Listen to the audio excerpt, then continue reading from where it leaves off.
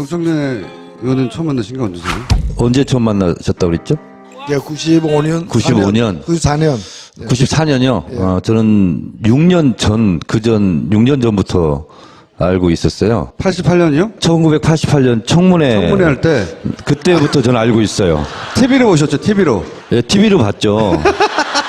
그래서 그때부터 쭉 알고 지내는 사이인데요. 그분도 정청래 의원을 아셨어요? 그거는 제가 확인한 바가 없어요. 뭐 저만 알면 되죠. 제가 76년도부터 조용필 씨하고도 알고 지내고요.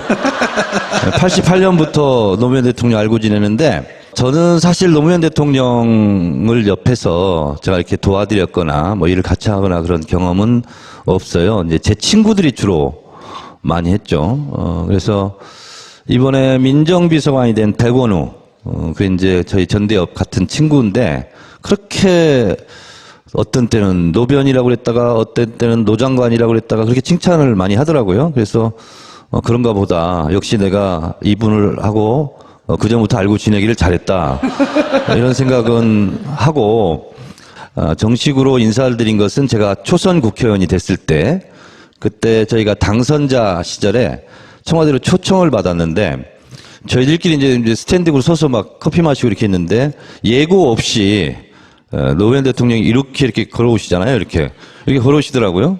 그래서 막 악수를 쭉 하고 있는데 뭐 유모 시민 그 의원 그분께서 그 모습이. 그분께서 여기는 정청래 이번에 의원입니다. 마포에서 당선됐습니다. 했더니 노 대통령이 그게 참 인상이 깊었어요. 저 잘 압니다. 정청래 의원이시죠? 그래서 예, 너무나 반갑잖아요. 그랬더니 그때 제가 이제 이 인터넷 논객으로 제가 활동할 때인데 제 글을 잘 읽어보고 계시다고 그래서 너무나 감사했었고 근데 제가 좀 한 가지 좀 이렇게 한이 좀 된 것은 제가 초선 국회의원 됐을 때 사실 저는 언론 개혁을 하려고 들어갔었는데 제가 국방위로 배정이 됐었어요.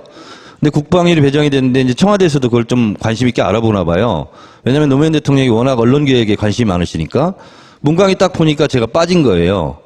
그래서 아마 청와대에서 정청래는 문광위로 가서 언론 개혁을 하라 이렇게 말씀을 하셔서 제가 국방에서 같이 갑자기 이제 문광위로 가서 이제 활동을 하게 됐는데 그 결과로 사실은 17대 활동하고 18대 때 조선일보, 문화일보 그 보도 사건 때문에 제가 떨어졌잖아요. 조정동하고 그때 인터뷰를 한 번도 안 하셨었죠? 네, 지금도 안 했는데 근데 그것을 KBS 미디어 포커스에서 총선 끝난 지 3일 후에 정청래가 억울하게 보복 기사로 떨어졌다 하는 걸 보도를 한 번 했는데 6월 달에 다시 한 번 또 했어요. 그때 노회찬 의원님도 기억하시겠지만 정현주 사장 쫓겨나고 막 이러기 직전에 근데 그걸 봉화마을에서 그걸 보셨나 봐요. 근데 강금원 회장이 돌아가셨죠. 강금원 회장이 지금 노 대통령하고 KBS 미디어 포커스를 보고 있는데 정청래 의원이 이렇게 억울하게 떨어진지 미처 몰랐다. 그러니까 정청래 의원을 한번 오라고 그래라. 그래서 전화가 그 TV 시청하고 있는데 왔어요. 근데 저는 그때 중국 유학을 준비하고 있었거든요. 그래서 시간을 못 잡고 원래는 화요일 날 내려와서 수요일 날 1박 2일로 소주 한잔 하자. 그렇게 했었는데 유학 일정이 또 잡혀 있고 그래서 제가 못 내려갔어요. 오라고 했는데 그리고 나서 그 다음에 이제 그런 비보를 제가 접했는데 그럴 줄 알았으면 내려갔어야 되는데 그걸 누가 알았겠어요. 그래서 봉화에 갔는데 그게 제일 걸렸고 지금도 좀 약간 저에게는 한으로 좀 남아 있습니다. 청와대 처음 가셨던 날, 그날이 청와대에서 님을 위한 행진곡 부르신 날인가요? 사실 저는 개인적으로 노무현 대통령한테 감사한 게 원래 공천권은 계파 보스가 하거나 당대표가 하거나 그렇게 했는데 노무현 대통령이 여러 가지 업적이 있지만 정치개혁 그리고 공천권을 지역 주민에게 돌려주자. 그래서 경선이라는 제도를 도입하게 됐는데 지금은 새누리당도 다 경선하고 그랬지 않습니까? 뭐 김무성도 경선했잖아요. 근데 사실은 노무현 대통령이 처음 그때 시도를 해서 그 덕분에 사실은 제가 경선을 통해서 국회의원이 된 거죠. 그래서 17대 무슨 저희들 보고 탄돌이라고 막 그렇게 하는데 그 말도 맞지만 실제로는 경선돌이에요. 제가 경선을 하지 않았으면 공천을 받기 어려운 사람이었는데 그런 면에서는 노무현 대통령이 닦아놓은 길에 저희들이 들어서서 정치를 할 수 있게 된 점은 개인적으로 또 감사드리고 있죠. 이 초기를 비교하면 어떨까요? 노무현 정부 초기 출범한 이후에 한 2, 3주 하고 문재인 정부 출범 이후에 한 2, 3주를 비교해 보면 어때요? 되돌아보시면? 기억을 되살려 보면 2002년 12월 19일 날 지금하고는 좀 다른 진짜 가슴 졸임과 떨림 이러면서 거의 뭐 탄성과 괴성을 지르면서 서로 부둥켜 안고 울고 막 이랬던 저도 기억이 납니다. 동아일보 앞에서 저는 그걸 전광판으로 보다가 여의도 당사 앞으로 막 달려가서 막 진짜 막 울고불고 막 했던 그런 기억이 나요. 그만큼 굉장히 감격적이었고 그랬는데 이번에는 이길 줄 알아서 그랬는지 그때만큼 그것보다는 좀 저는 마음속으로 좀 멍한 그런 느낌이었는데 노무현 대통령 때는 집권 이후에 검사와의 대화에서 보듯이 굉장히 사방팔방이 온갖 거의 뭐 적들로 둘러싸여 있고 또 조중동이 버티고 있었고 그리고 결정적으로 지금은 굉장히 문재인 대통령은 저는 행복하다고 보는데 그때는 파파이스도 없었어요. 무슨 인터넷 게시판 노사모는 있었지만 굉장히 그 노무현 대통령을 방어해주고 지켜주고 이런 힘이 실제로 미약했었고 또 노무현 대통령을 뽑았던 사람들조차 그때는 노무현 대통령을 지켜주자 이런 것보다는 얼마나 잘하나 두고 보자 뭐 이런 생각이 있었고 그래서 노무현 대통령이 취임 1주년 기념으로 그때 당시 문화일보 대기자였던 도올 김영옥 선생이 청와대에 들어가서 인터뷰를 합니다. 1년 동안 가장 힘들었던 게 뭐냐라고 물었을 때 노무현 대통령이 이렇게 답변을 해요.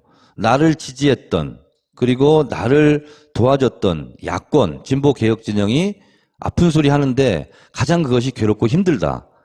이렇게 얘기를 하세요. 그러니까 노무현 대통령 집권 초기에는 기존 관료도 기존 기득권도 그리고 심지어 노무현 대통령을 지지하고 찍었던 사람들도 적극적으로 지키거나 도와주고자 하는 그런 흐름이 저는 없었다. 그래서 고립돼 있었다. 이런 느낌인데 반해서 지금은 문재인 대통령은 그때에 비하면 백마탄 왕자는 아닐지라도 복을 타고난 왕자다. 이런 느낌이 저는 들어요. 지금 종편은 원래 종일 편파 방송이잖아요. 종편은 지금도 편파 방송을 해요. 그냥 문재인 대통령 어떻게 하면 잘 보이려고 막 띄우고 내가 봤을 땐 별것도 아닌 거 가지고도 막 부풀려서 미담으로 하고 어용 방송이 됐어요. 그러니까요. 저는 판도라 지금 나가고 있잖아요. 제가 이번 주에도 사람 사는 세상 그 노래를 불렀거든요. 안 끊고 다 틀어줘요. 지난주에는 님을 위한 행진곡을 불렀더니 제 노래 말미에 막 광주 뮤직비디오 같은 거 이런 것까지 막 설치 막 해가지고 막 엄청 막 이렇게 하던데 생각해보면 2003년도 노무현 대통령 집권 초기에 비하면 지금은 너무 우군이 많고 그리고 지금은 SNS와 팟캐스트 그리고 결정적으로 뉴스 공장까지 생겨가지고 문재인 대통령을 엄청 지금 막 보호하고 지켜주려고 하는 그런 도도한 물결이 지금 형성돼 있어요. 그런 면에서 봤을 때 누구는 그렇게 얘기를 하더라고요. 노무현 대통령은 마르크스고 문재인 대통령은 엥겔스다. 두 사람을 뗄래야 뗄 수 없잖아요. 그런데 노무현 대통령은 어렵게 이 시대를 개척해온 파이오니아, 개척자라면 어떻게 보면 그런 기반 위에 문재인 대통령은 제가 이건 공부해 왔습니다. 모더레이터, 회의를 주재하고 다 듣고 경청하고 그리고 결단해서 실천하고 이러한 환경의 변화 이런 게 두 분의 가는 방향은 같지만 주변 환경에 따라서 이렇게 좀 다른 것 같다. 그런 느낌이 드는데 노회찬 의원님은 100% 동의하실 거라고 생각합니다. 예, 제가 볼 때는 가장 큰 차이는 그 집안의 차이입니다. 집이 평안해야 만사가 잘 된다는 말도 있는데 노무현 대통령이 당선될 때의 당에서 당선되는 과정에서도 후보로 뽑아놓고도 끊임없이 당내에서 흔들었지만 당선된 이후에도 그것이 유사했어요. 그래서 끝내 노무현 대통령이 당선되고 1년 후에 그 정치 개혁을 위해서 그 당에서 나와서 열린우리당을 창당하는 그런 사태가 벌어진 거예요. 그러니까 그 초기 1년이 어찌 보면은 자신이 선출된 당에서 자신이 나와야 하는 그런 상황인데 지금 상황하고 많이 다르잖아요. 문재인 대통령은 오히려 거꾸로 1년 전에 나가야 될 사람들이 나가버렸어, 그냥. 그냥.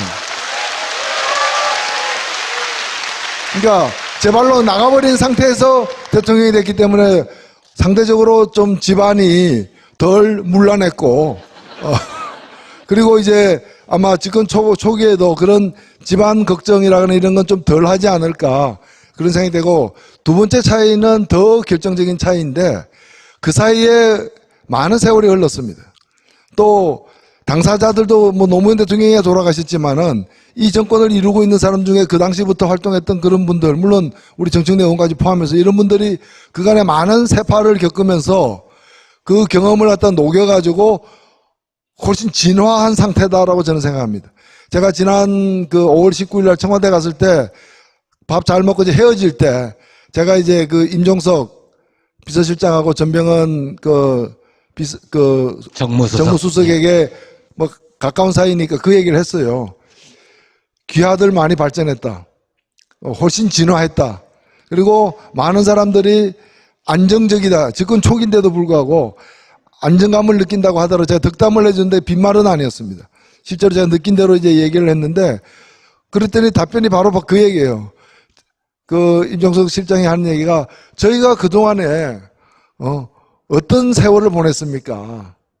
봄, 여름, 가을, 겨울 뭐 북풍 한설부터 모진 풍파 다 거치면서 여기까지 오는 그 과정에서 물론 그래도 부족함이 있을 수 있겠지만은 뭐 그래서 저는 굉장히 이 다른 게 노무현의 캐릭터와 문재인의 캐릭터가 다르다고 수평적으로 볼 문제가 아니라 그로부터 벌써 4, 5년이 지난 후의 문재인인 거죠. 아마 노무현 대통령 살아계셨다 하더라도 지금이 또 그때하고 달랐을 거 아니겠어요. 뭐 그런 점에서 저는 국민이 달라졌죠. 네, 국민들도 달라졌고 많은 부분들에 이제 세상 자체가 더 시프트했다 이게.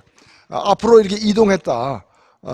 물론 아직 못 따라오고 있는 이렇게 분들도 굉장히 많지만은 뭐 우리가 뒤돌아볼 여유는 없는 것이고 예, 세상 자체가 저는 굉장히 진화해 가고 있다 이렇게 생각이 됩니다. 사실은 김어준 우리 총수도 그 2000년대 초반에 제가 그 서교동 이런 데서 길거리에서 점심때를 보면은 그때보다 많이 진화했어요, 사실은. 어떻게 진화했나요? 복근이 진화했어요, 제가. 복부 쪽이. 가장 잘한 점 하나만 꼽으면 뭐가 있습니까? 예, 저는 뭐 하나가 아니기 때문에 말하기 굉장히 힘든데요. 일단은 실천적 행보, 숱한 공약을 말로 내뱉던데 실천적 행보를 일자리로 삼고 그냥 한번 전시 효과로 끝나는 게 아니라 일자리위원회를 만들었죠. 그 다음에 인천공항에 갔죠. 그 다음에 또 상황화 만들었죠. 경청에서 덤벼드니까 또 한번 오늘 이렇게 밟았죠. 뭐 이런 계속해서 이렇게 제가 제일 당부적으로 싶은 건 뭔가 하면은 임전무퇴. 예. 우리가 이제 그 정신으로 화랑도 정신으로 나아가야 되는 게 아닌가 이렇게 생각이 듭니다. 어떻게 합니까, 의원님? 좋은 거 다 말해버렸는데. 아니, 제가 하고 싶은 얘기를 절반을 다 했어요. 사실은 오늘도 위기입니다. 왜냐하면 제가 아까 들어오기 전에 여쭤봤는데 야사당은 벌써 비서실장 사과가지고 우리는 못 받아들이겠다. 수용 불가 입장을 이제 했고요. 그러니까 지금 잘 나가고 있을 때 대통령을 한번 좀 기스내겠다. 이건 당연히 야당에서 하는데요. 인사청문회 내내가 위기이고요. 그리고 저는 인사청문회 위기는 지금 집권 초반기의 지지율로서 어느 정도 헤쳐나갈 거라고 보고 있는데요. 이제 진정으로 아까 말씀하셨지만 법을 다루는 정기국회, 국정감사 이때가 아마 1차 위기가 저는 좀 닥칠 거라고 보고요. 그래서 그 전에 법으로 하지 않아도 되는 일, 업무 지시로 해도 가능한 것으로 지지율의 뚝을 높이 싸고 두껍게 싸서 그 여세를 몰아서 법도 국민들이 원하니까 이것은 안 하면 내년 지방선거 때 거의 뭐 작살나겠다 이런 의식이 들 수 있을 정도로 저는 일단 정기국회 때까지는 힘차게 밀고 나갔으면 좋겠다 이런 거고요. 야당은 대통령과 여당을 저는 호시탐탐 실수하기를 기다릴 거라고 좀 보고 그리고 그것이 아니더라도 법 통과는 지금 더불어민주당 가지고 안 되고 정의당까지 합쳐도 안 돼요. 미안하지만. 그래서 그때 야당이 지금 힘을 모아서 그때 한번 힘겨루기를 본격적으로 저는 하리라고 보고 있습니다. 오로지 대통령의 국정 지지도 저는 이것만이 문재인 대통령이 살 길이다 그런 생각이 좀 드는데 어디서 그런 걸 제가 본 적이 있는데 노무현 대통령은 사람을 말로 설득을 한대요. 근데 설득이 또 안 되기도 하고 또 적도 또 만들기도 하고 근데 문재인 대통령의 리더십은 아주 묘한 리더십인데 그냥 눈을 껌뻑껌뻑하면 사람들이 아유 그냥 들어줘야지 뭐 이런 지금까지 한 번도 우리 보지 못한 묘한 리더십을 가지고 있다고 그럽니다. 근데 그것이 국회에서는 잘 안 통해요. 국민들한테는 아주 잘 통하거든요. 그래서 지금처럼 눈 껌뻑껌뻑하면서 하면 국민들이 막 박수치고 지지하면 국민들이 이렇게 원하니까 당신도 좀 해라고 이렇게 끌고 가야지 절대로 말로 되지 않습니다. 특별히 우리 노회찬 의원님께 부탁드린 게 있다면 저도 초선 때 2004년도부터 국회의원을 했습니다만 그때 민주노동당의 비판과 공격이 그렇게 아팠어요. 그리고 사실 비판받을 것도 있었고 저도 뭐 이라크 파병은 같이 반대하고 그랬었는데 좀 이렇게 전략적으로 비판을 좀 해주셨으면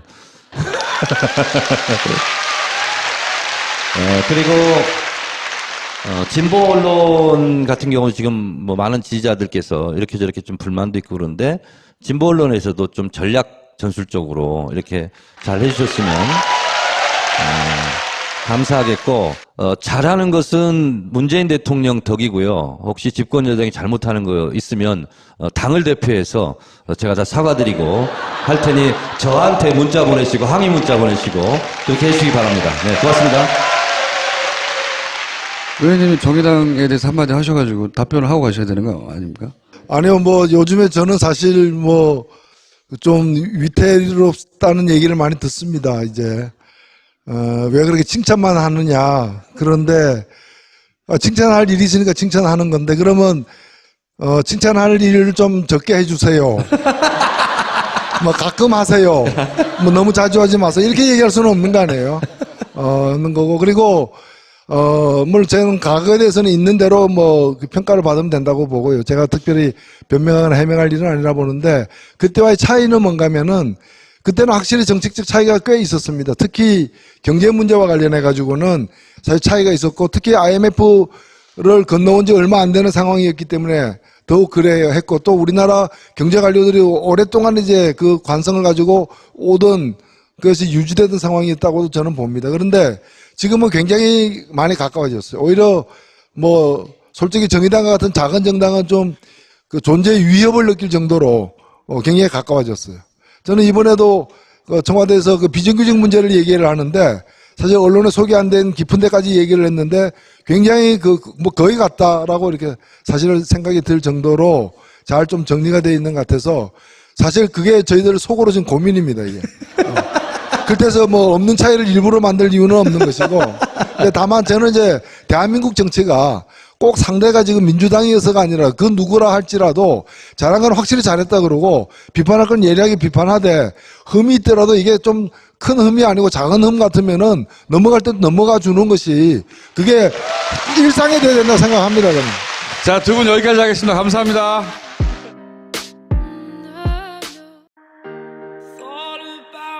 정청래 의원은 처음 만나신 게 언제세요? 언제 처음 만나셨다고 그랬죠? 예, 95년. 95년. 94년. 94년이요? 저는 6년 전, 6년 전부터 알고 있었어요. 88년이요? 1988년 청문회 청문회 할 때 그때부터 저는 알고 있어요. TV로 보셨죠, TV로. 예, TV로 봤죠. 그래서 그때부터 쭉 알고 지내는 사이인데요. 그분도 정청래 의원을 아셨어요? 그거는 제가 확인한 바 없어요. 뭐 저만 알면 되죠. 제가 76년도부터 조용필 씨하고도 알고 지내고요. 88년부터 노무현 대통령 알고 지내는데 저는 사실 노무현 대통령을 옆에서 제가 이렇게 도와드렸거나 뭐 일을 같이 하거나 그런 경험은 없어요. 이제 제 친구들이 주로 많이 했죠. 그래서 이번에 민정비서관이 된 백원우 그 이제 저희 전대업 같은 친구인데 그렇게 어떤 때는 노변이라고 그랬다가 어떤 때는 노장관이라고 그랬다가 그렇게 칭찬을 많이 하더라고요. 그래서 그런가 보다. 역시 내가 이분을 하고 그전부터 알고 지내기를 잘했다. 이런 생각은 하고 정식으로 인사를 드린 것은 제가 초선 국회의원이 됐을 때 그때 저희가 당선자 시절에 청와대로 초청을 받았는데 저희들끼리 이제 스탠딩으로 서서 막 커피 마시고 이렇게 했는데 예고 없이 노무현 대통령이 이렇게 걸어오시잖아요. 이렇게 걸어오시더라고요. 그래서 막 악수를 쭉 하고 있는데 뭐 유모 시민 그 의원 그분께서 여기는 정청래 이번에 의원입니다. 마포에서 당선됐습니다. 했더니 노 대통령이 그게 참 인상이 깊어서 아픈 소리 하는데 가장 그것이 괴롭고 힘들다. 이렇게 얘기를 하세요. 그러니까 노무현 대통령 집권 초기에는 기존 관료도, 기존 기득권도, 그리고 심지어 노무현 대통령을 지지하고 찍었던 사람들도 적극적으로 지키거나 도와주고자 하는 그런 흐름이 저는 없었다. 그래서 고립돼 있었다. 이런 느낌인데 반해서 지금은 문재인 대통령은 그때에 비하면 백마탄 왕자는 아닐지라도 복을 타고난 왕자다. 이런 느낌이 저는 들어요. 지금 종편은 원래 종일 편파 방송이잖아요. 종편은 지금도 편파 방송을 해요. 그냥 문재인 대통령 어떻게 하면 잘 보이려고 막 띄우고, 내가 봤을 땐 별것도 아닌 거 가지고도 막 부풀려서 미담으로 하고. 어용 방송이 됐어요. 그러니까요. 저는 판도라 지금 나가고 있잖아요. 제가 이번 주에도 사람 사는 세상 그 노래를 불렀거든요. 안 끊고 다 틀어줘요. 지난주에는 님을 위한 행진곡을 불렀더니 제 노래 말미에 막 광주 뮤직비디오 같은 거 이런 것까지 막 설치 막 해가지고 막 엄청 막 이렇게 하던데 생각해보면 2003년도 노무현 대통령 집권 초기에 비하면 지금은 너무 우군이 많고 그리고 지금은 SNS와 팟캐스트 그리고 결정적으로 뉴스 공장까지 생겨가지고 문재인 대통령을 엄청 지금 막 보호하고 지켜주려고 하는 그런 도도한 물결이 지금 형성돼 있어요. 그런 면에서 봤을 때 누구는 그렇게 얘기를 하더라고요. 노무현 대통령은 마르크스고 문재인 대통령은 엥겔스다. 잡혀있고 그래서 제가 못 내려갔어요. 오라고 했는데 그리고 나서 그 다음에 이제 그런 비보를 제가 접했는데 그럴 줄 알았으면 내려갔어야 되는데 그걸 누가 알았겠어요. 그래서 봉화에 갔는데 그게 제일 걸렸고 지금도 좀 약간 저에게는 한으로 좀 남아 있습니다. 청와대 처음 가셨던 날, 그날이 청와대에서 님을 위한 행진곡 부르신 날인가요? 사실 저는 개인적으로 노무현 대통령한테 감사한 게 원래 공천권은 개파 보스가 하거나 당대표가 하거나 그렇게 했는데 노무현 대통령이 여러 가지 업적이 있지만 정치개혁 그리고 공천권을 지역 주민에게 돌려주자. 그래서 경선이라는 제도를 도입하게 됐는데 지금은 새누리당도 다 경선하고 그랬지 않습니까? 뭐 김무성도 경선했잖아요. 근데 이게 사실은 노무현 대통령이 처음 그때 시도를 해서 그 덕분에 사실은 제가 경선을 통해서 국회의원이 된 거죠. 그래서 17대 무슨 저희들 보고 탄돌이라고 막 그렇게 하는데 그 말도 맞지만 실제로는 경선돌이에요. 제가 경선을 하지 않았으면 공천을 받기 어려운 사람이었는데 그런 면에서는 노무현 대통령이 닦아놓은 길에 저희들이 들어서서 정치를 할 수 있게 된 점은 개인적으로 또 감사드리고 있죠. 이 초기를 비교하면 어떨까요? 노무현 정부 초기 출범한 이후에 한 2, 3주하고 문재인 정부 출범 이후에 한 2, 3주를 비교해보면 어때요? 되돌아보시면? 기억을 되살려 보면 2002년 12월 19일 날 지금하고는 좀 다른 진짜 가슴 졸임과 떨림 이러면서 거의 뭐 탄성과 괴성을 지르면서 서로 부둥켜 안고 울고 막 이랬던 저도 기억이 납니다. 동아일보 앞에서 저는 그걸 전광판으로 보다가 여의도 당사 앞으로 막 달려가서 막 진짜 막 울고불고 막 했던 그런 기억이 나요. 그만큼 굉장히 감격적이었고 그랬는데 이번에는 이길 줄 알아서 그랬는지 그때만큼 그것보다는 좀 저는 마음속으로 좀 좀 멍한 그런 느낌이었는데, 노무현 대통령 때는, 집권 이후에 검사와의 대화에서 보듯이 굉장히 사방팔방이 온갖 거의 뭐 적들로 둘러싸여 있고 또 조중동이 버티고 있었고 그리고 결정적으로 지금은 굉장히 문재인 대통령은 저는 행복하다고 보는데 그때는 파파이스도 없었어요. 무슨 인터넷 게시판 노사모는 있었지만 굉장히 그 노무현 대통령을 방어해주고 지켜주고 이런 힘이 실제로 미약했었고 또 노무현 대통령을 뽑았던 사람들조차 그때는 노무현 대통령을 지켜주자 이런 것보다는 얼마나 잘하나 두고 보자. 뭐 이런 생각이 있었고 그래서 노무현 대통령이 취임 1주년 기념으로 그때 당시 문화일보 대기자였던 도올 김영옥 선생이 청와대에 들어가서 인터뷰를 합니다. 1년 동안 가장 힘들었던 게 뭐냐라고 물었을 때 노무현 대통령이 이렇게 답변을 해요. 나를 지지했던 그리고 나를 도와줬던 야권 진보 개혁진이었어요. 아, 저 잘 압니다. 정청래 의원이시죠? 그래서 예, 너무나 반갑잖아요. 그랬더니 그때 제가 이제 이 인터넷 논객으로 제가 활동할 때인데 제 글을 잘 읽어보고 계시다고 그래서 너무나 감사했었고 근데 제가 좀 한 가지 좀 이렇게 한이 좀 된 것은 제가 초선 국회의원 됐을 때 사실 저는 언론 개혁을 하려고 들어갔었는데 제가 국방위로 배정이 됐었어요. 근데 국방위로 배정이 됐는데 이제 청와대에서도 그걸 좀 관심 있게 알아보나 봐요. 왜냐하면 노무현 대통령이 워낙 언론 개혁에 관심이 많으시니까 문광이 딱 보니까 제가 빠진 거예요. 그래서 아마 청와대에서 정청래는 문광위로 가서 언론 개혁을 하라 이렇게 말씀을 하셔서 제가 국방위에서 같이 갑자기 이제 문광위로 가서 이제 활동을 하게 됐는데 그 결과로 사실은 17대 활동하고 18대 때 조선일보, 문화일보 그 보도 사건 때문에 제가 떨어졌잖아요. 조중동하고 그때 인터뷰를 한 번도 안 하셨었죠? 네, 지금도 안 했는데 근데 그것을 KBS 미디어 포커스에서 총선 끝난 지 3일 후에 정청래가 억울하게 보복 기사로 떨어졌다 하는 걸 보도를 한 번 했는데 6월 달에 다시 한 번 또 했어요. 그때 노회찬 의원님도 기억하시겠지만 정현주 사장 쫓겨나고 막 이러기 직전에 근데 그걸 봉화마을에서 그걸 보셨나 봐요.